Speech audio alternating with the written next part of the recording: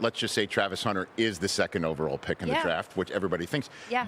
After the commissioner, you're the first person to stick a C. Yes. And clearly you're not going to ask him there like, hey, do you think the Browns are going to play on both sides of the ball? I mean, you do have to let the moment sink in.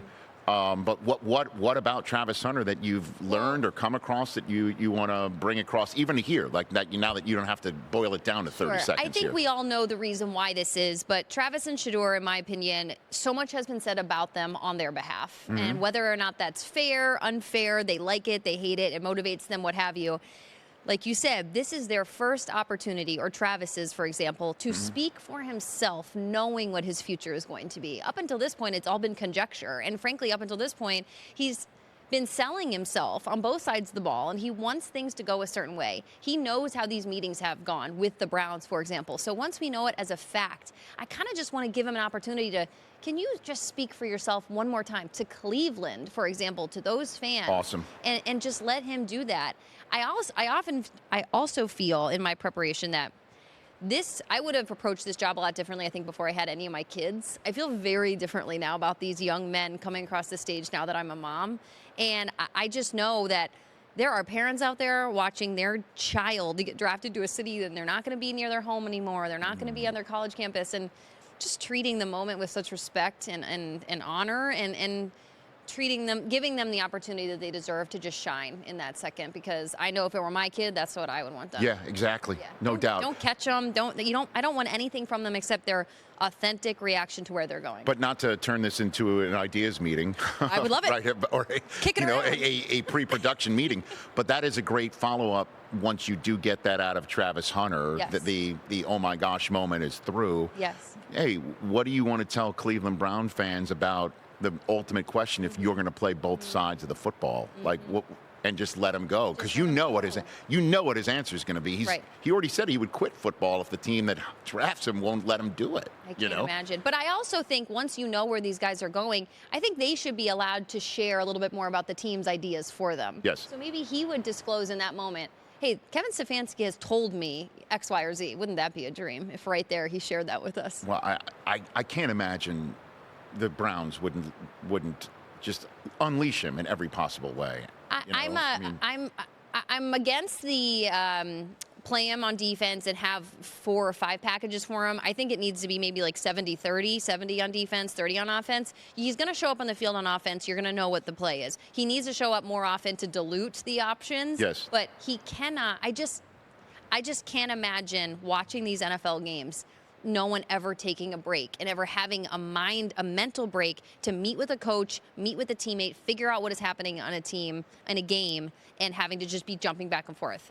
It's impossible, but if anybody can do it in some combination, he's going to be able to do it. Well, I mean, you being in TV as long as you have been, Jamie, know that on occasion people overthink things. Sure. Okay? Sure. And then create less of a successful work environment because some overthinking is happening. And you, as somebody who's got a microphone in front of them, will be just like, why are we overthinking this? Right. That's the way I view Travis Hunter. Why are we overthinking this? Yeah. Let him go. Let him go and do every snap. What's He's his 20. governor, Is he 22? Am I getting it wrong? 21, 22? What's his governor, though? Let him go every freaking snap. He'll be 22 in a couple weeks. Yeah, like he's 22. It's not like he's 32 and we got to dial it back here because he's not on the field. His best ability needs to be availability, and he hasn't been available because we had too many, let it go. Let's tee it high and let it fly. You're the Cleveland Browns with the most dynamic talent we have seen enter a draft maybe ever, and I don't think that's overstating it. Just screw what are you majoring and you're minoring, and that's, I'm sure you've heard that phrase throughout this entire process on Good Morning Football. Screw it.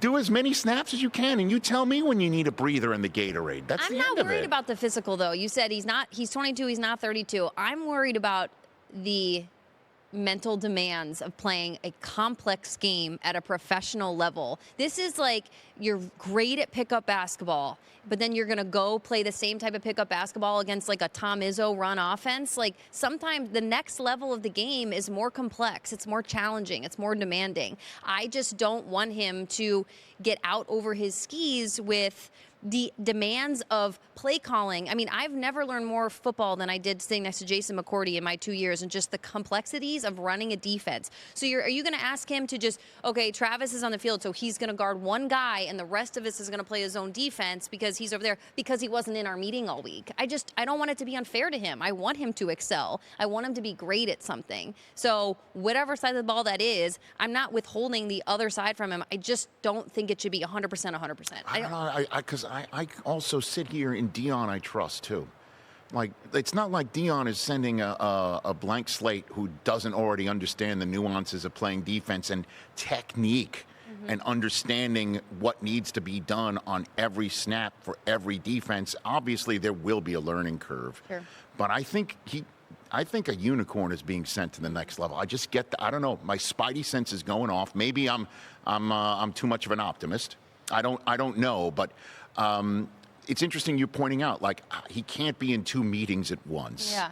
And that, you know, in the marathon of an NFL season, there needs to be a break. But I would just say screw it and see, and then just see where it takes us, because, you know, the ultimate for this kid, we've never seen. Right. We've never seen it. And I'm not trying to hinder him from doing it whatsoever. But what I do, and maybe, again, to circle back to, like, protecting him a little bit from any of the pitfalls that might come from trying to play 2,500 snaps his rookie season, and his head is on a swivel because he thinks he's trying to catch up from a blown coverage on one thing, and he's got to go back out and be the X receiver. Like, it's complicated. And I think Dion, more than anybody else, can understand the intricacies of how different the college game is versus the NFL and the demands that it requires. Catch the Rich Eisen Show live weekdays from 12 to 3 p.m. Eastern on Roku Sports Channel in the U.S.